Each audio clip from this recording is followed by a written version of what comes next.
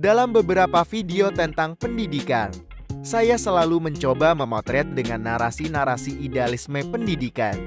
Sebab kita mesti menyadari bahwa pendidikan adalah salah satu tulang punggung peradaban yang sangat penting. Kali ini, mari kita lanjutkan meracau dan menyusun alfabetik masih dalam topik pendidikan. Sebelum berlanjut, hangatkan dulu kopinya dan seruput dalam-dalam supaya makin maknyos.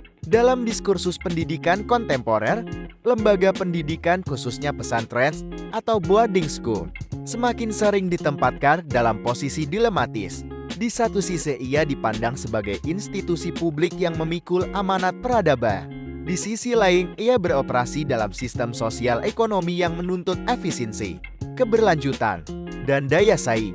Kondisi ini tentu tidak lahir ujug-ujug, melainkan sebagai konsekuensi logis dari perubahan struktur masyarakat, berkurangnya dukungan negara di banyak sektor pendidikan. Buktinya MBG saja bukan alokasi baru dari anggaran lain, tetapi pemangkasan dari anggaran pendidikan itu sendiri, beserta meningkatnya tuntutan mutu dari masyarakat. Dalam kondisi demikian, para pegiat pendidikan tidak hanya berjalan di tempat karena dilematis, tapi justru mesti mengambil peluang. Bagaimana menempatkan lembaga pendidikan sebagai institusi nilai tanpa terjebak dalam komersialisasi yang menggerus ruh pendidikan, membangun logika bisnis dalam pendidikan bintang. Jika dipotret dalam sudut pandang teori ekonomi dan manajemen, pendidikan secara luas dikategorikan sebagai PUBLECRVEC dengan karakteristik jasa. Hal demikian dilihat dari relevansi karakter utama sebuah jasa yang melekat pada pendidikan secara luas, yaitu intangibility, inseparability, variability, dan per-ESHBLETY. Tidak berwujud, tidak dapat dipisahkan. Variabilitas, mudah rusak. Relevansi pendidikan dan jasa semakin menguat ketika melihat output oleh lembaga pendidikan berupa pengetahuan, nilai, dan karakter sebagai sesuatu yang bersifat tidak kasat mata, di mana kualitasnya sangat bergantung pada interaksi antara pendidik dan peserta didik, serta sulit distandardisasi secara sempurna. Inilah sebabnya mengapa kualitas lembaga pendidikan tidak cukup diukur dari bintang gedung atau fasilitas, tetapi terutama dari mutu proses dan sumber daya manusia. Dengan demikian, konsekuensi logis dari pendidikan sebagai layanan publik atau lembaga jasa akan dinilai secara objektif oleh pengguna layanan orang tua, siswa, dan masyarakat melalui indikator kepuasan, relevansi, dan hasil. Seperti tulisan saya sebelumnya, lembaga pendidikan akan dituntut transparansi, akuntabilitas, dan mutuin. Semua itu bukan agenda kapitalistik semata.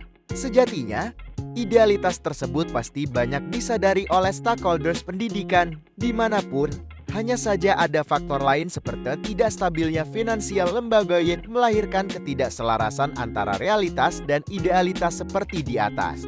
Misalnya, dalam konteks lembaga pendidikan pesantren atau sistem boarding school, idealitas tersebut sangat jarang bisa diraih karena faktor kelemahan finansial. Menurut Aziumardi Azam dan Zamakhsyari Dovir, dalam penelitiannya menyatakan bahwa banyak pesantren mengalami stagnasi bahkan kemunduran bukan karena lemahnya nilai, melainkan karena bintang ketiadaan sistem ekonomi yang tertata.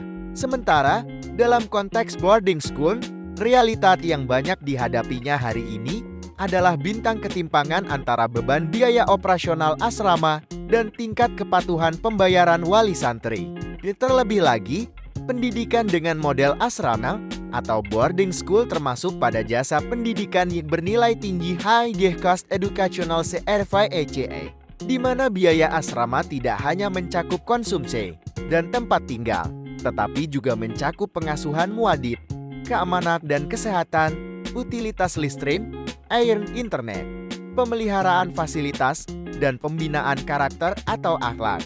Beberapa item dalam sistem asrama seperti di atas bisa kita hitung beban finansialnya sangat besar pada sektor non-akademik dan cenderung kembali pada pelayanan peserta didik. Dalam riset OECD Organization for Economic Cooperation and Development tentang Cost Structure of Residential Education, menunjukkan bahwa lebih dari 40-60% biaya operasional boarding school berada pada sektor non-akademik, terutama pengasuhan dan logistik. Bahkan data Kementerian Pendidikan dalam berbagai laporan statistik pendidikan menunjukkan bahwa biaya operasional pendidikan meningkat signifikan seiring tuntutan teknologi, kurikulum, sertifikasi guru, dan standar mutu nasional maupun internasional. Hal demikian tentu dirasakan juga oleh lembaga-lembaga pendidikan persis yang berbasis asrama, di mana beban operasional non-akademik lebih besar ketimbang untuk kebutuhan akademik. Dapat dibayangkan, dari infak bulanan yang dibebankan kepada wali murid, rata-rata hanya 15-20% saja untuk kebutuhan akademik, dan hampir 80% itu kembali kepada peserta didik sendiri.